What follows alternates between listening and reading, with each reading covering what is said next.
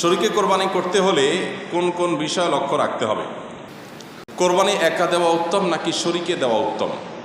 তিনজনে একটি গরু কোরবানি দিতে চাই, খরচ তিনজনের সমানভাবে বহন করব, গোশত সমান ভাগে ভাগ হবে, তবে দুইজনে দুই নাম করে এবং একজনে তিন নাম করে সম্মতিক্রমে মোট 7 নামে দেওয়া যাবে কিনা জানতে চাই। আচ্ছা, এরপরে প্রশ্ন হলো, আমার বাবার প্রত্যেক মাসে অনেক ঋণ দিতে হয়, তাই তিনি কোরবানি দিতে চান না। আমার মায়ের কাছে কিছু টাকা আছে, আমার মা কি কোরবানি দিতে পারবেন বা তার উপরে কি কোরবানি ওয়াজিব হবে? আপনার বাবার যেহেতু ঋণ আছে, তিনি অবশ্যই ঋণ পরিশোধ করবেন কোরবানি না দিয়ে। আর আপনার মায়ের যদি টাকা থাকে, তিনি কোরবানি দিবেন। বাবা এবং মা সবার অ্যাকাউন্ট আলাদা আলাদা ইসলামের শরীয়ত অনুযায়ী। স্বামী স্ত্রী দুজনের অ্যাকাউন্ট আলাদা আলাদা। অনেক সময় দেখা যায় আমরা এটাকে গুলিয়ে ফেলি, এটা গুলিয়ে ফেলার কোনো সুযোগ নেই।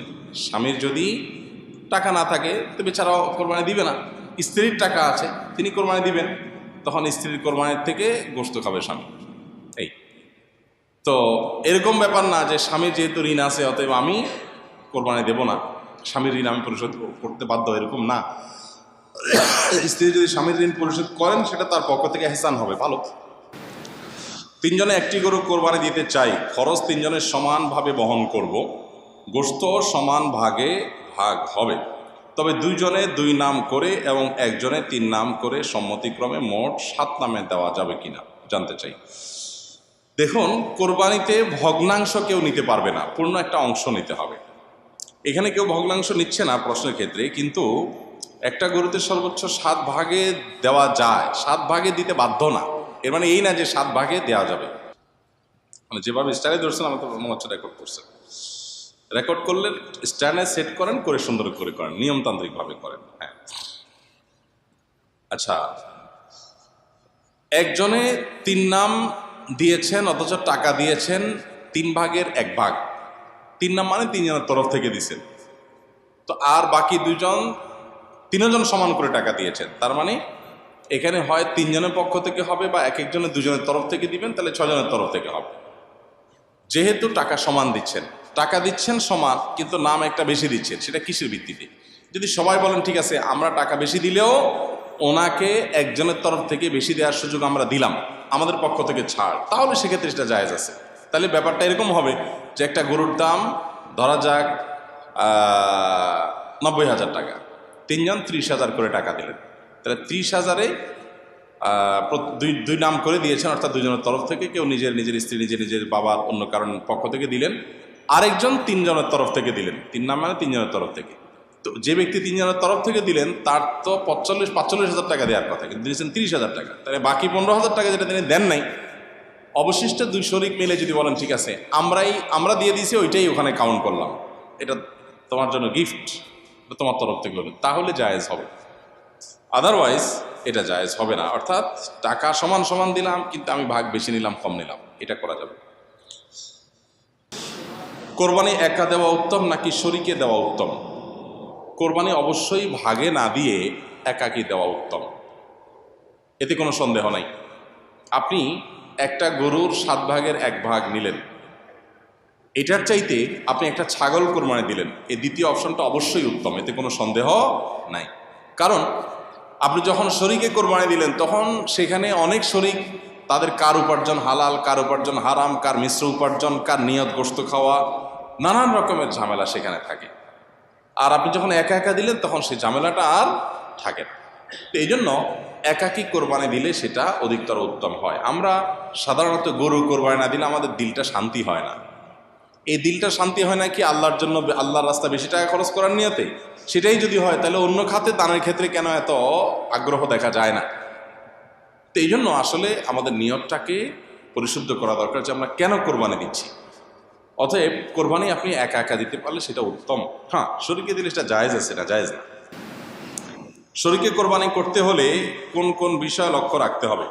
শরীকে কোরবানি করতে হলে আপনাকে লক্ষ্য রাখতে হবে প্রথমত যে শরীক সবার উপার্জন যেন হালাল হয়।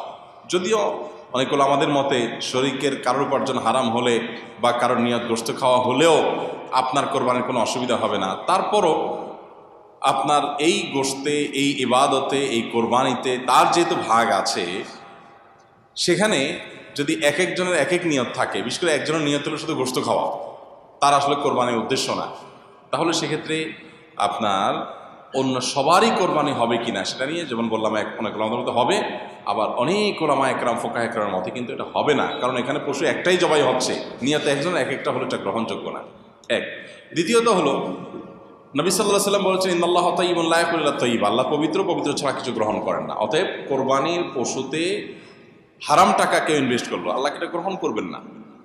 এখন আপনি বলবেন যে আমি তো আর হারাম টাকা ইনভেস্ট করি নাই, তারটা আমাকে কেন পোহাতে হবে? আপনাকে পোহাতে হোক বা না হোক, তার ওইটার দায় আপনাকে নিতে হোক বা না হোক, কিন্তু হারামের সাথে মিশ্রণ হয়ে যাচ্ছে আপনার টাকা, তো এই টাকাটা তো মিশ্রণ হোক সেটা আপনি না চাওয়া উচিত। সেই সব জায়গা থেকে শরীকে কোরবানি করলে সবার উদ্দেশ্য ঠিক আছে এটা খেয়াল করা দরকার, ইখতিলাফের ঊর্ধ্বে উঠেও এটা খেয়াল করা দরকার যে সবার নিয়তটা ঠিক আছে, সবাই মুখলেস মানুষ, শরীকরা ভালো মানুষ এবং উপার্জনগুলো হালাল, এটা দেখা দরকার। দ্বিতীয়ত গোশতের ভাগ ইত্যাদি যখন হবে তখন ইনসাফের সাথে ভাগ হচ্ছে কিনা সেটাও খেয়াল করা দরকার। এক্ষেত্রে যদি বেইনসাফি করেন সেটা গুনাহ হবে। আবার কোরবানি অশুদ্ধ হয় কিছু কারণে, সেগুলো যেন না থাকে খেয়াল করা দরকার। যেমন আপনার কসাইকে আপনি গোশত দিয়ে পারিশ্রমিক দিলেন বা টাকা কম দিয়ে গোশত দিয়ে পোষায় দিলেন, তাহলে এটা পারিশ্রমিকই হলো আলটিমেটলি, এটা জায়েজ নেই। শরীকে কোরবানি দিলে এগুলো বিশেষভাবে খেয়াল করতে হয়, কারণ শরীকে এক একজন এক এক চিন্তার, সবাইকে এক করে তারপরে কোরবানি করার চেষ্টা করতে হবে। ভালো মানুষ বেশি দিন বাঁচে না, কথাটা কি সত্য?